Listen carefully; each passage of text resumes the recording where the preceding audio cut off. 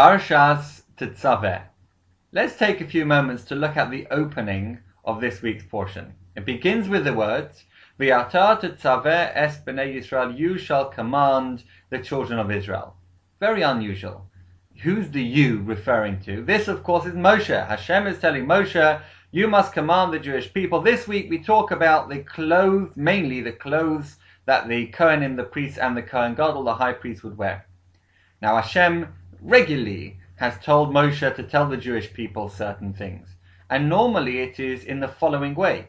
Vayidaber Hashem al Moshe lemar, and God spoke to Moses saying, or Vayomer Hashem al Moshe lemar, and Hashem spoke to Moshe saying, V'ata tetzaveh, you, referring to Moshe as you, seems to be very impersonal, and it is quite unique.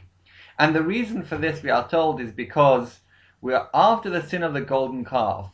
Moshe pleaded with Hashem to forgive the Jewish people. And in fact, he said to Hashem, if you do not forgive the Jewish people, mecheni na mesifrecha asher kasafta, wipe me out.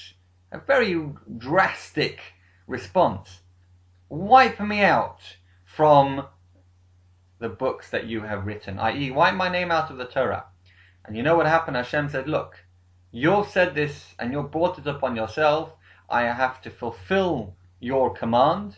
We have a principle of tzaddik goizer v'HaKadosh Baruch Hu mekayim. A righteous man decrees and Hashem fulfills. And therefore, Moshe's name is omitted from the entire portion of Tetzaveh, and it begins with the words V'ata Tetzaveh. And you, doesn't say Moshe, you, referring to Moshe, should to command the Jewish people. And there's a very important lesson and insight in this, that we have to be very careful what we say. Sometimes we say things through anger. Once we have said them, we cannot take them back.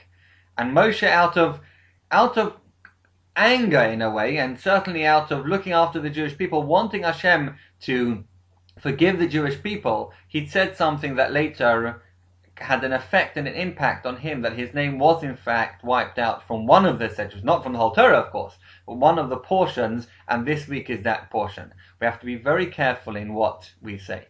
Now this word tetzaveh is an unusual word as well. Usually it says tzav, to command. Tetzaveh, we are told, and many of the commentators comment on the use of this particular word. And one of them is the following.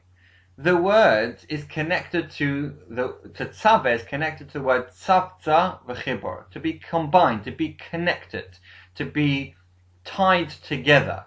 Tetzaveh is like tzavtza, which is like from the word mitzvah. When we perform a mitzvah, we connect ourselves to Hashem. We combine ourselves with Hashem. Hashem's desire is for us to perform mitzvah. Therefore, mitzvah, tetzaveh, tzavtza, it's all from the same root of the same word. Etymologically, they are connected. And therefore, the understanding here is Hashem is sending a message. He's sending a message saying, V'ata tetzaveh b'nei Israel, you, Moshe, have to be connected constantly to the Jewish people. You are going to be part of the Jewish people forever. And therefore our rabbis tell us, the commentators tell us, that in every generation, in every person, there is a nitzos, a spark of Moshe. A spark of Moshe in the sense that he is the power. In our neshama, in our soul, there is a concept, a spark of Moshe, to give us the energy and the drive to be human beings, but also to be able to be very holy spiritual people, as Moshe was. He was a human being. He also made mistakes, but he was a great person out of his own free will, as I have spoken in a previous video, in a previous blog. And so this is one of the ideas of connecting. Moshe has to connect. Hashem is telling him, you need to connect to every individual, and that's what happened. And in fact, that's understood as to why we are told, V'lo yada ish et k'vor. So the Torah tells us that nobody knows the resting place of Moshe. If you think about it, it's quite surprising. One of the most famous, we know where Abraham, Yitzchak, Yaakov, Abraham, Isaac, Jacob, our forefathers and matriarchs, patriarchs, we know where they're buried. Many and most, if not all of the great people in our history, we know where they're buried. One of the greatest people in our history, Moses himself, we do not know his burial place. And one of the reasons given is because Hashem wants us to appreciate and to understand this idea that in fact Moses rests in each and every one of us. There's not a physical place that we go to seek out Moses by a gravesite, but rather inside every one of us is the power and the effect of Moshe as a leader, the ability, we just need to uncover that ability within us to be a Moshe Rabbeinu, to be a great person like Moshe. And therefore, v'lo yoda ish et kvorasoi, nobody knew, and to this day, nobody knows where he is buried, because Moshe is in fact buried in each and every one of us as a Jewish people. Right at the end of this week's portion, we are told about the final utensil, vessel that was needed in the temple, and the Mishkan, the tabernacle then, and later on in the temple, and that was the golden altar. The altar on which the Ketores, the incense, was brought. It was known as the golden altar because it was plated with gold. In fact, it was made from cedar wood. Hashem says at the end of the portion, you should make this Mizbach Ketores, an incense altar, although we refer to it as the golden altar because at Tzei Shittim it was made of cedar wood, but with Tzipisa Oisei Zahav, like most of the other utensils and vessels in the Mishkan, in the tabernacle, and later in the Beis HaMikdash, they were plated either in copper. This one was in gold. But Moshe, he raised a query. He couldn't understand, and the Medrash tells us that Moshe couldn't understand how this was not going to burn. If this was made out of wood, even if it was gold plated, the heat would surely melt the gold or burn the wood that it was made from. How is this going to work? And Hashem said to him, you know what? Eish shelamayla, eichla eish shelamata. That fire from above will consume the fire from below. What's going on over here? Very interesting to understand how this actually worked. Every day on the golden altar, incense was brought twice a day, morning and afternoon. The fire for the altar, both this altar and the altar outside where the sacrifices were brought, came down from heaven. There was a heavenly fire that came down every single day. Now Moshe knew that a heavenly fire doesn't consume. How did he know that? This is the burning bush.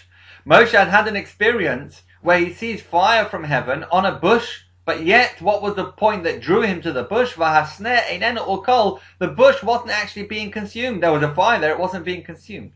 So Moshe was familiar with the concept that a heavenly fire will not consume. It will burn the sacrifices because that's what Hashem wanted it to do. But it won't consume and burn anything else. That was the nature of a heavenly fire. It wasn't like a physical fire. The only thing was, Moshe was puzzled because we are told that in spite of the fact, or in addition to the fact that a heavenly fire would come down for the sacrifices, we needed to actually add a little bit of fire ourselves. There was wood and coal that was used ourselves to make a fire, but there was a heavenly fire that came down to indicate and to show that what we were bringing on the altar was actually accepted by Hashem, and this was something that was within the will of Hashem. He acknowledged it by sending his own fire. And therefore Moshe thought, fine, I know and I appreciate the fact that, because I've had experience, that the fire from above is not going to consume anything it doesn't want to consume, i.e. the gold or the wood that the Mizbeach, the altar, is made out of. But what about the fire that we add to it? And that's the answer from Hashem. Hashem says, don't worry.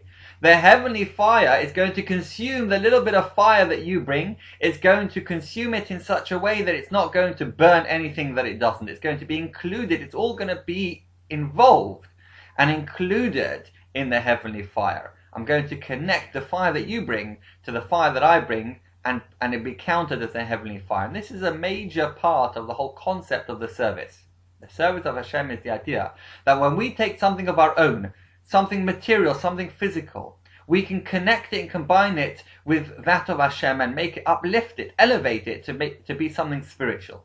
And this is one of the messages of the golden altar, the incense that was brought on the golden altar, and why it is right at the end of the portion to summarize the service of Hashem and to say, look, this was the way in which they approached it then, and following on from the concept that the entire tabernacle, the sanctuary, whether it be the tabernacle or the temple later, the sanctuary is not just a physical thing, but also it teaches us about how we should conduct our service to Hashem in our daily life.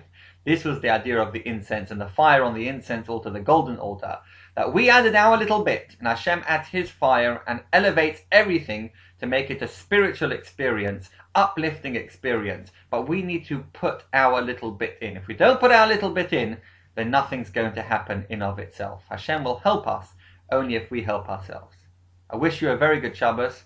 Thank you for watching, and keep watching.